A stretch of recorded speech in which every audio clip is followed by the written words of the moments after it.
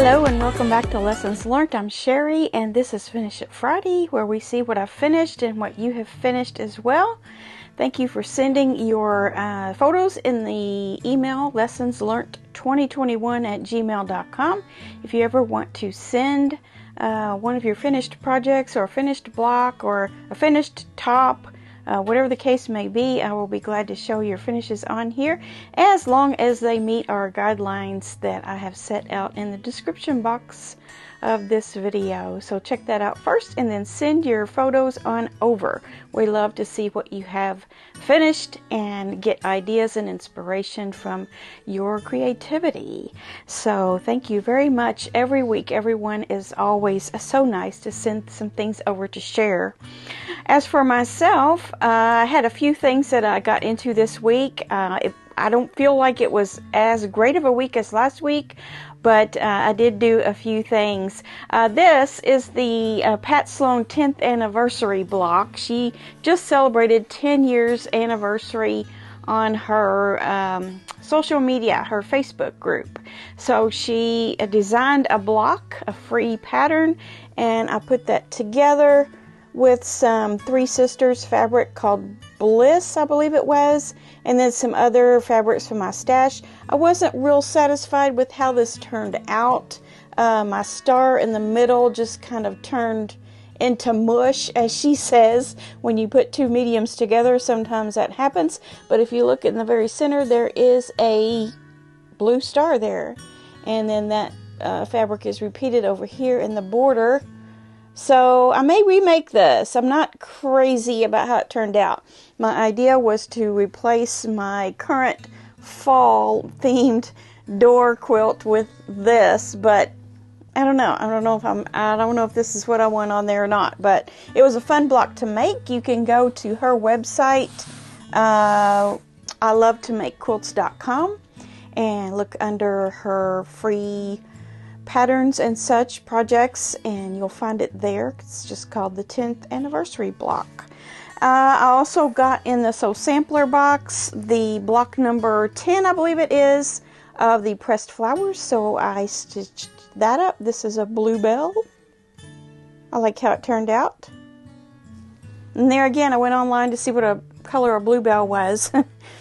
Of course it's blue, but it does have a hint of purple a lot of times. So I just kind of took the two different colors that were to be used in this pattern and used a blue and a purple, and I think it turned out really cute. I'm so anxious to find out what the finishing is going to be for this, if those will be set on point or not. Either way, I might set mine on point. I started a new project today, which really was yesterday for you. This is the Anne of Green Gables bundle that I have. I'm using on this pattern. You've seen me talk about this many times. This is called Letters Home. One of you had sent in one of your finishes out of this pattern, and I love the pattern so much I decided to track it down and get one, and that's what I'm using my Anne of Green Gables on. This is block number 1. There will be 12 blocks along with some other setting blocks in this pattern, and I'm really enjoying working with this fabric. It's just so yummy and gorgeous. So that's the very beginnings of Anne of Green Gables. Anne of Green Gables Letters Home. This is by Legacy Patterns. So if you're looking for Legacy Patterns online, it is www.legacypatterns.net. So go on there and you can get your copy of Letters Home. And you can still get fat quarter bundles on Quilt in a Day of this, I'm pretty sure. If not, you may be able to find it on Etsy somewhere, of the Raleigh Blake Anne of Green Gables. So that is what I've gotten into. I did show you on Monday the long arm carpenter star that I got finished. I took that into my house and I didn't bring it back up here for today's show, but I think probably most of you saw it. But that was my long arm project for the week, and I've got something else getting ready to go on here maybe today. Maybe today. All right, so let's go ahead and get into what you've sent. Now, I missed someone last week. There were so many last week, I just got all lost in the emails. But I overlooked Michelle, and I think she had actually sent hers first for last week's show, and somehow I just didn't go down far enough to capture it.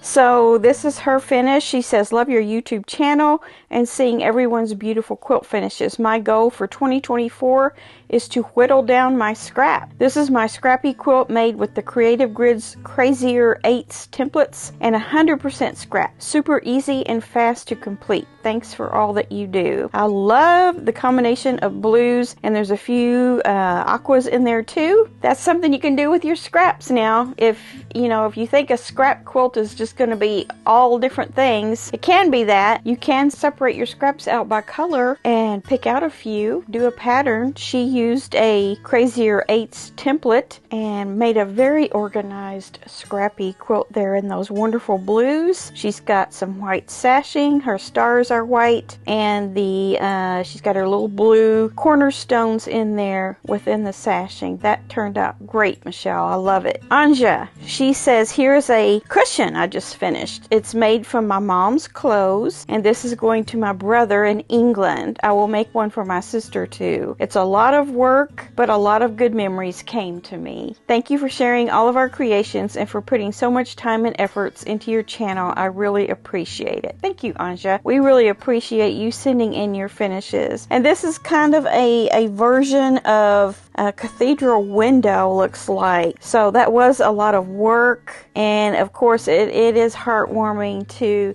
make or receive something from a loved one that has passed away from their clothing, whether it be a pillow, a bear, or some other sort of memory quilt. So it's very sweet of you to think of your other family members and include them in this. Very nice, very nice. Dolly, she says, 1 week after our snowpocalypse, my snow days quilt is all done. Now you'll remember you saw this a couple weeks ago, if not last week, on Finish It Friday, and it was just the top. She says, I got fairly brave and mitered the corners on the outer border. Not that this busy fabric shows it. And after a lot of quilting in the ditch for the inner piecing, I nervously tackled free motion for the white borders. After being amazed at the wishbones coming out pretty good, I made up something for the second set of white. Then that was enough stress, and the busy border got meandering. I bound the quilt immediately, making 3 big quilts and 1 small one that I have bound within this 1 week. On to something new, or maybe just a good book.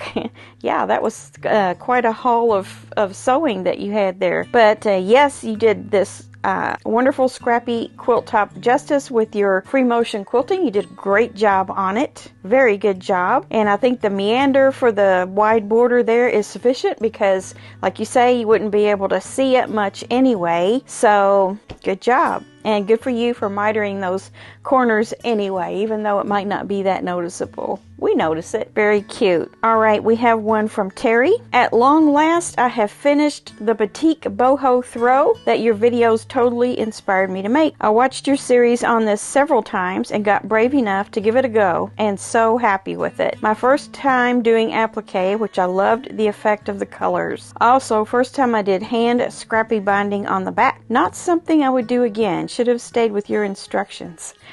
Oh, my aching hands. I did take it to a long arm quilt shop, but wish I would have attempted to echo the leaves as you did. Next time I will quilt it myself, as I loved your idea much better. Thank you for all your YouTube videos. I watched them all. Thank you, Terry. Very nice. Yes, you did a great job on your boho throw, batik boho throw. I loved that project. I have that quilt displayed in my house. Did a great job on it. That's the first time you did applique. You did wonderful. Thanks for sharing that. Thanks for going back and watching that series. It's kind of an old series, but the value's still there, isn't it? So if anybody wants to make that project, that is in a playlist. All right, the next one I have is from Sundad Carol, and she did something very out of the ordinary for her, I thought. She says, I have dozens of quilts in my house that I've made but never used, and are all stored away. Well, you know, know, we just do, don't we? If we're sewing and quilting, we're just going to have a stack.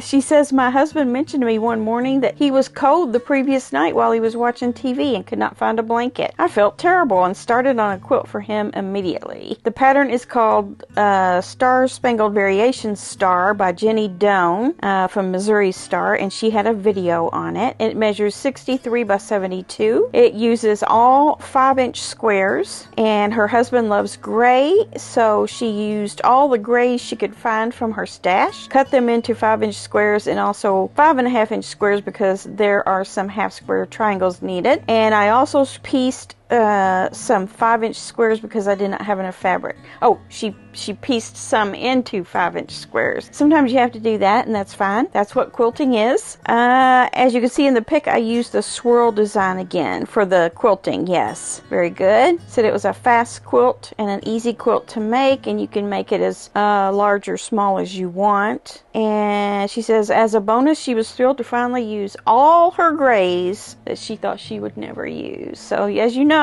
Carol always uses that beautiful juicy fabric, but this time she went with the grays and the blacks, the monochrome look there, and it looks great. You did good. I hope your husband is enjoying that. I bet he is. Okay, I have a handful of quilts from Shelley. This first one here is pretty cool. The one with the looks like about 4 or 5 shades of kind of pastel-y looking colors, and then the black and white, and the little black and white squares are set on point. Well, I guess those are really square and a square, aren't they? But I thought what was remarkable about this quilt is the black and white diamonds from the fabric, from the printed fabric. Looks like you did some amazing really small piecing, so that's pretty cool there. And then she also has one using applique here. This is really pretty, nice throw size looks like, and she appliqued those roses and leaves on there. That looks fantastic. And the other one is her version of a cathedral block, and if you see in the centers there, the little diamond shapes in the centers, there's where the cathedral window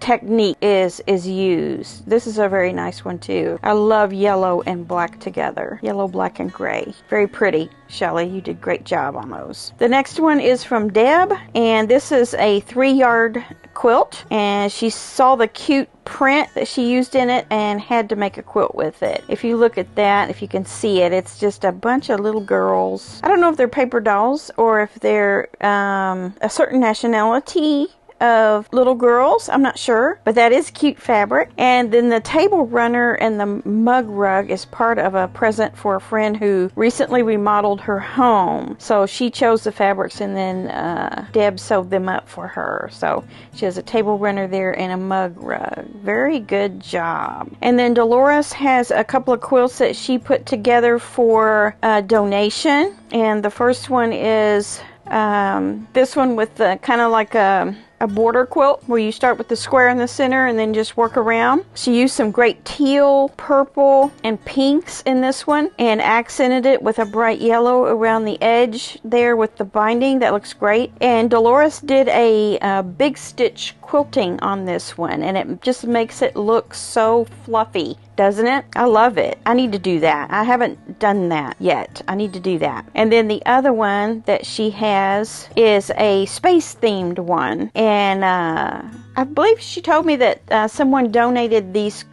prints to her. She wasn't sure exactly how it would go together, but she just put the two prints together and quilted it up in a meandering design, and I'm sure there's some little girl or boy who will love that. So good for you, Dolores, and all the work that you do in producing these quilts for donation are no doubt hugely appreciated by the recipients, and it's just very loving of you to think of them. And I do believe that's it for this week. I think I may have missed some on a secondary email from one of you, but if you didn't see your submission this week on this episode, send it to me again, and I'll be sure and get you first on next week's episode. So thank you for watching. It's always a pleasure to present your finishes, and just gives us a lot of inspiration. And I hope you enjoy these shows that we have each week with all of this creativity being shared. And I hope that it will also motivate you to do some sewing this weekend if you have a chance, even just a little bit. Work on a project or start a new project. That would be great. All right, we will see you back here on Monday for Monday Quilt Chat, where I talk about all things quilty. And then back again on Wednesday, we'll start our first episode of the Scrappy Quilt As You Go with 2.5-inch strips. So if you didn't see my introductory video to that, go back and find that. And then this Wednesday coming up, I'll have a tutorial for you on how to make that block. And you can be on your way making those blocks and getting a really quick, easy quilt out of your 2.5-inch strips. It's a lot of fun. So tune back in on Wednesday as well, and then back around here on Friday for Finish It Friday. All right, have a great weekend, and I'll talk to you soon. Bye.